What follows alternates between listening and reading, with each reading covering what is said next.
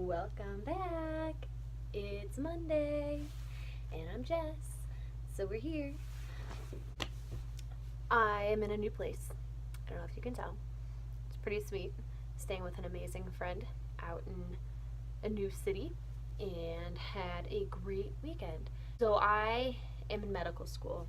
Most people who watch this show know that about me already, but if you don't, now you do.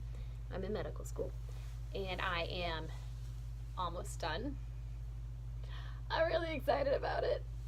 It's a kind of a big deal, but I get to go home and see my family every so often. And last weekend I got to spend the weekend with my family and hang out with my kids and hang out with my husband and hang out with a guy I've been dating, and it's been really fun.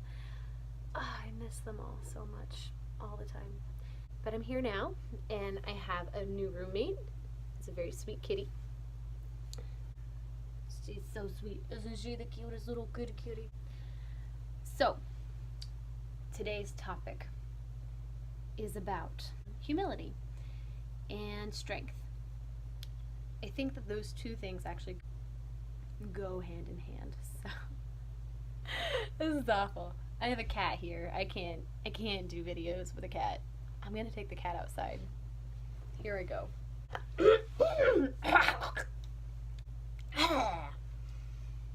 Hi. I don't even know what I'm doing.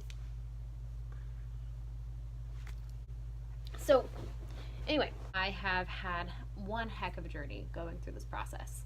So I thought that today would actually be a really good day to talk about some of the things that I've learned while being in medical school and being a parent and being somebody who doesn't really come from a background that has a lot of financial stability. I thought that I would talk about the experiences that I've had in medical school. And the reason why I wanted to talk about this is because I feel like I learned a lot about myself during this process, in a lot about how humility and strength are two things that actually go together. And I didn't realize that until really working through this process. I had a beautiful idea of what I thought medical school would be. I thought that I would be able to go apply to school and get out all the loans that I wanted to get out and survive on those loans and be just fine and not have any problems whatsoever. I could do it all myself. I got myself in med school. I can get myself through anything. I'm awesome. I'm so strong. I quickly learned that that was wrong. That idea of being able to handle everything on your own is wrong. It is so wrong. There are so many things in medical school that combine to make your life horrible. I did not have enough money to pay my bills. I had to travel a lot for school. I had to study a lot for school. I had to study for a new curriculum that had never been tested before for school. And then I had 3 kids, 2 of which were 1, and a husband at home who had never really been a stay-at-home parent before and had to learn this whole process for being a stay-at-home parent away from all of the support that we'd had but previously while I was an undergrad. It was a train wreck. Absolutely a train wreck. And then you add on to that the crazy things that happened to people that we don't have any control over. We had a massive windstorm 2 months into med school when I was already drowning in debt and I was already just at the edge of my ability to handle any more stresses. But this windstorm came through and it knocked out the power in our apartment for 2 weeks. During that time frame, our apartment flooded, so we were homeless. And then our car needed to be fixed, and it was like $2,000 to fix it. So yeah, I was completely at the edge of my ability to handle everything, and I thought that I could do it all. I really did, and I had been just like handling all of this stress and just taking it on and taking it on and taking it on, trying living one day at a time, just trying to figure out how the heck do I get from point A to point B to point C to point B to point E, while having all of this stuff just in my face. It was awful. I don't know how much more I can describe it. It was horrible. I felt like I was living on a cliff edge. that had just come out from under me, and I was holding on with one hand while holding on to my family with the other hand and trying my darndest to pull us all up while the rocks were still like falling and hitting me in the face. That was my experience in my first 3 months of medical school. It was awful. I was like at a stopping point. The second that the car got to where it needed to be fixed, like the moment that we realized we had a $2,000 bill, I had almost just reached the end of my rope. The thing that pulled me out of it was my community. My friends, my family, all of them put together this huge GoFundMe account. It wasn't really that huge when you think about other people that have gotten help, but it was amazing for us. And I had friends that let us stay with them while we were waiting for the apartment to get repaired. I had people that were donating us furniture left and right, people that were giving us clothes, people that were buying Christmas presents, because yes, this was happening at Christmas time. And it was just an overwhelming feeling to know that people had my back, to know that I had people to rely upon.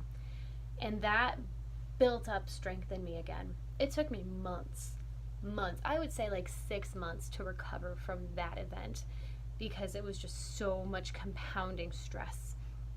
And in reality, I don't think I'm ever going to be the same again after experiencing that. I really don't. I think that my ability to handle stress at that level is just, it's gone.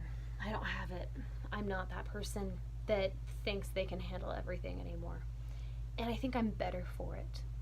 This is what really is the point of this conversation.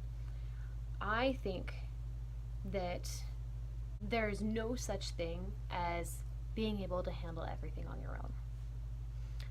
I don't. I think that what makes us strong is a support network around us. It's a community of people that are there to help us when we feel weak, to help us when we can't help ourselves, or help us when we feel like what we're doing isn't enough. And the reality is, there's never enough. You are never ever going to be good enough. To be the person that you think inside your head is what you should be, you're never going to be that person. But you can continue to grow, and you can continue to be better, and you can continue to get stronger when you have other people that are there building you up. So, school continued. I still struggle to this day to ask for help when I need it, but I do ask now. Growing up, I was the kind of person that never asked for help.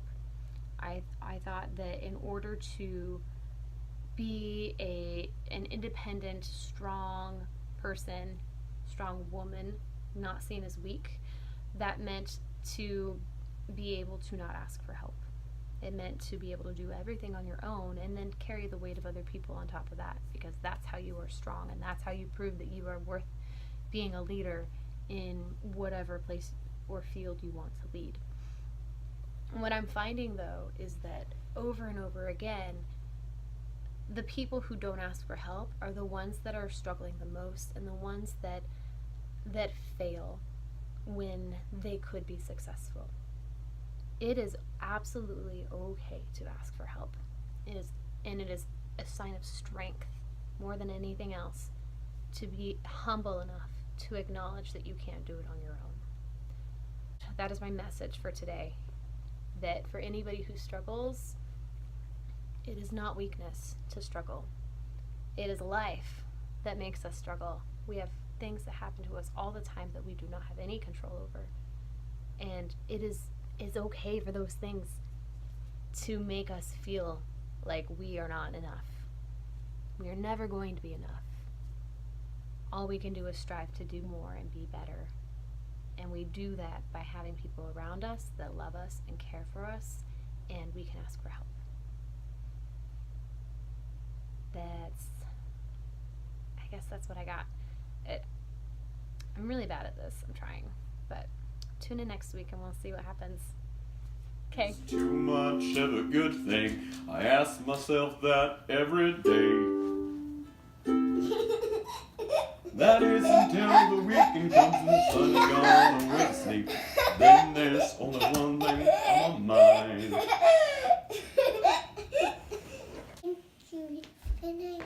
onions. Get back next week.